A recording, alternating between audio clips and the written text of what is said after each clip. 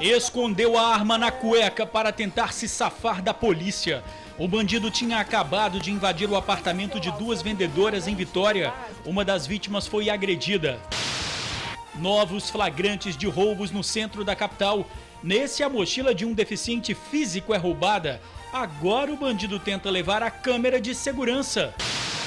Alerta contra pedófilos. Especialistas traçam o perfil de quem abusa e dá dicas de como identificar se a criança está sofrendo assédio. Protesto de estudantes do IFES e de funcionários públicos ocupa ruas do centro da capital. A manifestação é contra a aprovação da PEC 241. Usou dinheiro falso para pagar a passagem. O bandido, que já foi preso por roubo e homicídio, foi flagrado dentro de um ônibus em Viana. O risco de perder o rim transplantado. Terezinha precisa tomar um comprimido por dia para evitar a rejeição, mas o medicamento está em falta e não há previsão de chegada. Bandidos invadem almoxarifado dos bombeiros, roubaram vários materiais e ainda anunciaram tudo em um site de vendas na internet. E alimentos e bebidas que ajudam a acabar com a sensação de inchaço. Saiba quais são os vilões e mocinhos quando o assunto é retenção de líquidos. A gente volta em um minuto.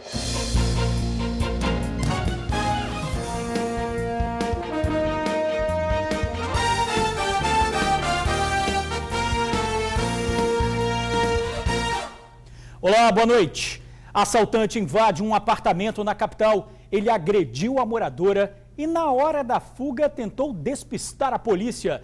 Escondeu a arma na cueca. A vendedora de 34 anos ficou escondida atrás de uma máquina de lavar.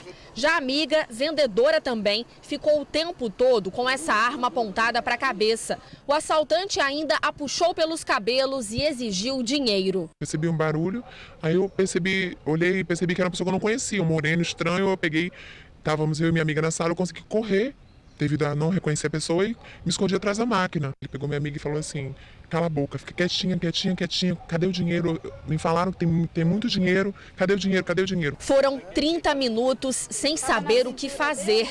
O medo maior foi do bandido descobrir que a amiga dela não estava sozinha no apartamento. Eu vi só pelo cantinho da máquina, eu consegui visualizar a arma na mão dele colocando na cabeça dela.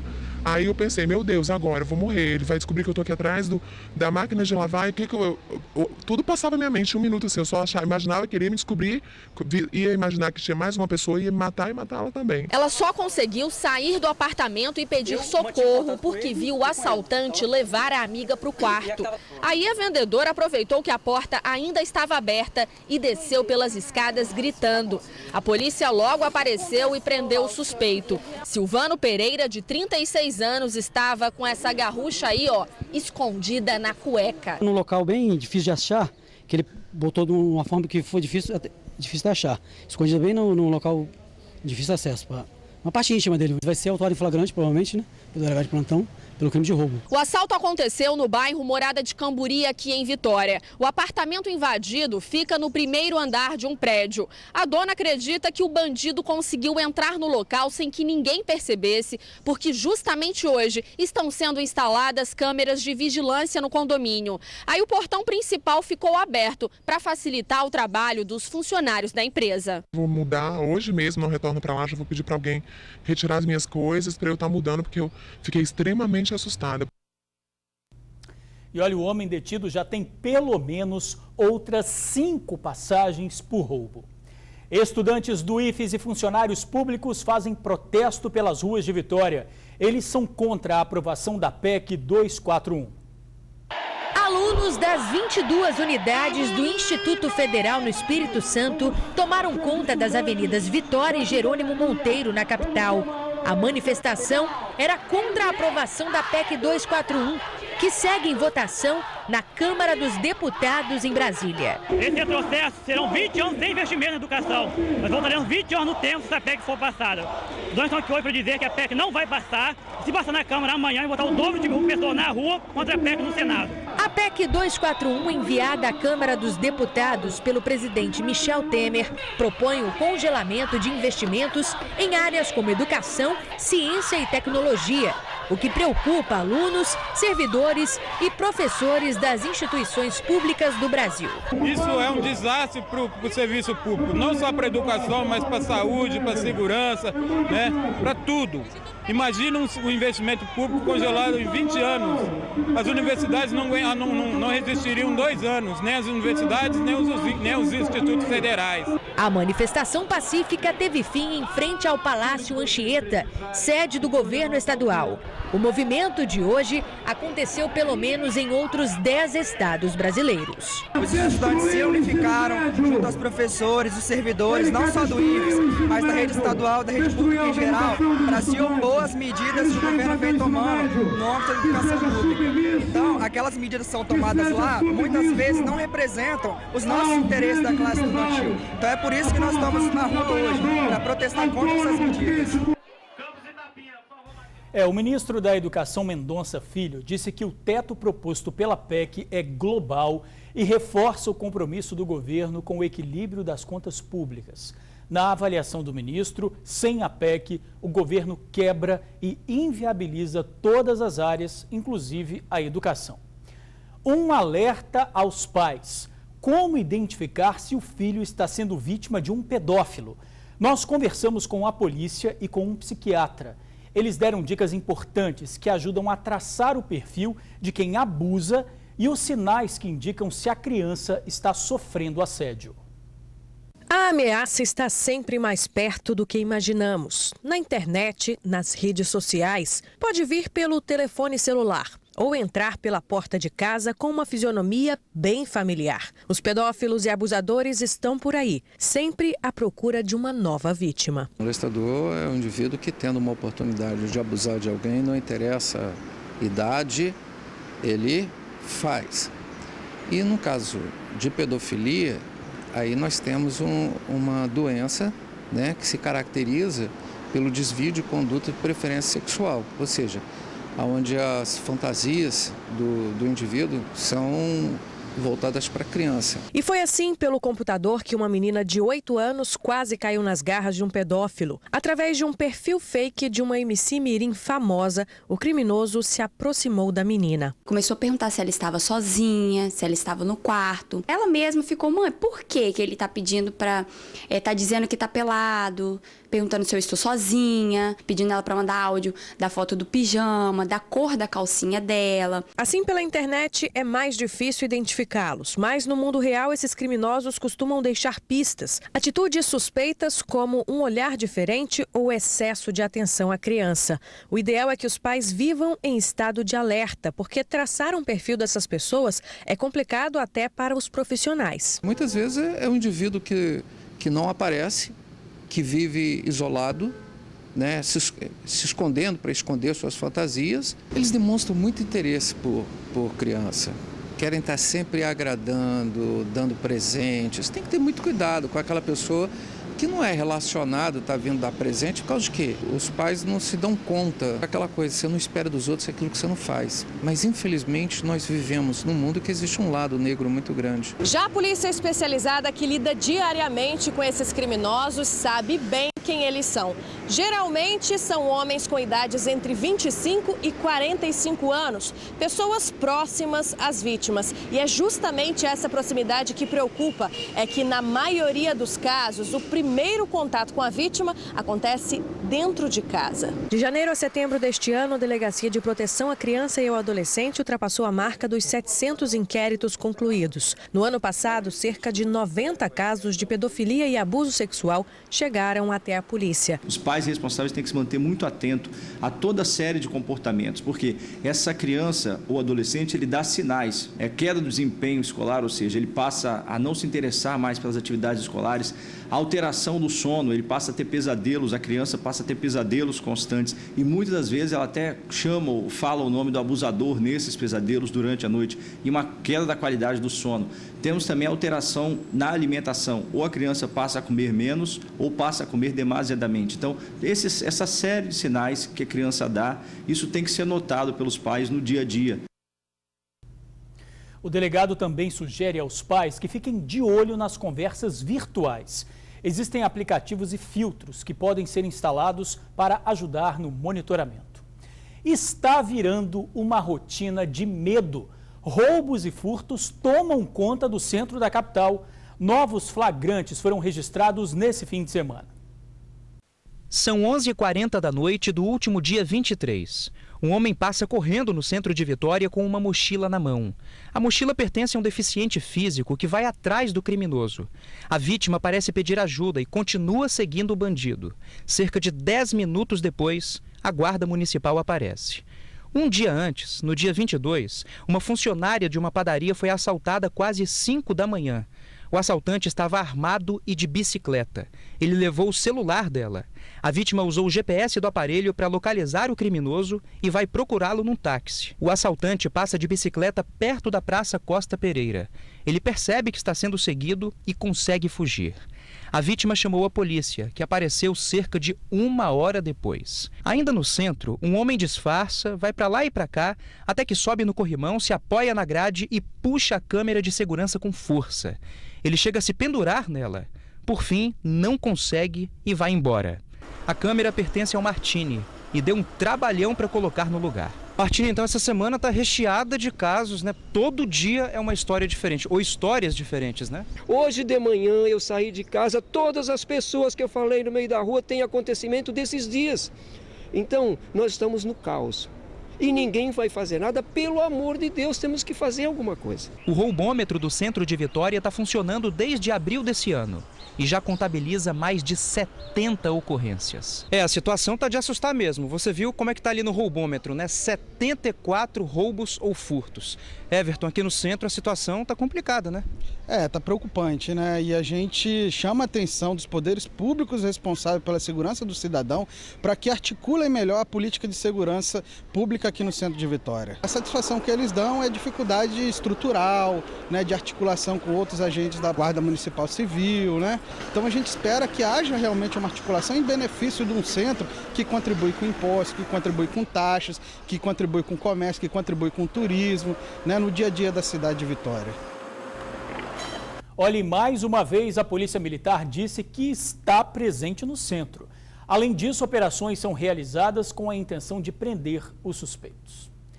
O risco de voltar para a fila de transplante. Dona Terezinha recebeu o rim de uma irmã.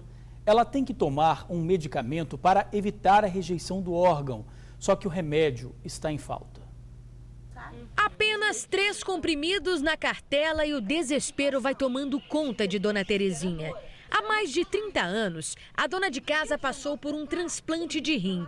Desde a operação, depende do medicamento azatioprina de 50 miligramas. O medicamento evita a rejeição do órgão. Dona Terezinha costuma pegar o remédio gratuitamente na farmácia Cidadã de Vila Velha. Só que ultimamente ele não tem sido disponibilizado. Toda vez que Dona Terezinha liga para a farmácia Cidadã de Vila Velha, a resposta é a mesma.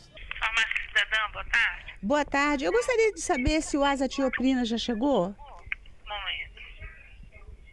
De 50? Isso. Não, sem previsão. O que isso significa para a senhora? Significa desespero. Porque eu tenho 3 comprimidos aqui que eu estou tomando, que eu vou tomar ele um dia sim, um dia não, que já é uma coisa arriscada. Eu não sei o que pode acontecer, né? Não tenho ideia. E vai durar 6 dias. Eu tomando um dia sim, um dia não. E depois de 6 dias? Com isso que nós ouvimos agora, que não tem nem previsão. Ela nem enrolou para falar, olha, pode chegar daqui um dia, 2. Não, ela foi bem enfática. Então, quer dizer, é desesperador. Nas farmácias particulares, o medicamento custa em torno de R$ 150. Valor que a dona de casa não pode pagar todo mês. Enquanto não consegue ter acesso gratuito ao medicamento, Dona Terezinha convive com o medo de enfrentar novamente todo o processo de transplante de órgão. Voltar para uma máquina, fazer hemodiálise e ficar esperando uma fila. Eu já estou com 56 anos. Foi minha irmã que me doou, isso há 31 anos atrás. Ela ficou com um rim só para me doar. Você imagina eu perder esse rim? É uma coisa que nem entra na minha cabeça. Então me dá um desespero tão grande que você não pode imaginar. A Gerência de Assistência Farmacêutica disse que o processo de compra está em andamento. Assim que o medicamento estiver disponível, os pacientes serão informados.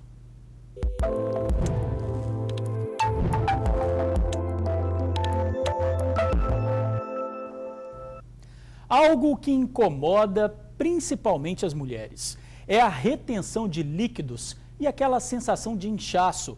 E os motivos podem ser muitos: intestino preguiçoso, falta de atividade física, excesso de sal. E como se livrar desse problema, hein? Veja na reportagem de Mariana Rodrigues. A Larissa malha a semana toda, cuida da alimentação, tem esse corpão, mas acredite, tem dia que ela olha para o espelho e não gosta do que vê. Toda mulher tem um dia que ela não gosta, se sente mais inchada, desconfortável, a roupa tá apertando. Acho que todo mundo é assim, tem dia, né? Quando a Larissa se sente assim, ela corre para a cozinha e prepara um chá branco.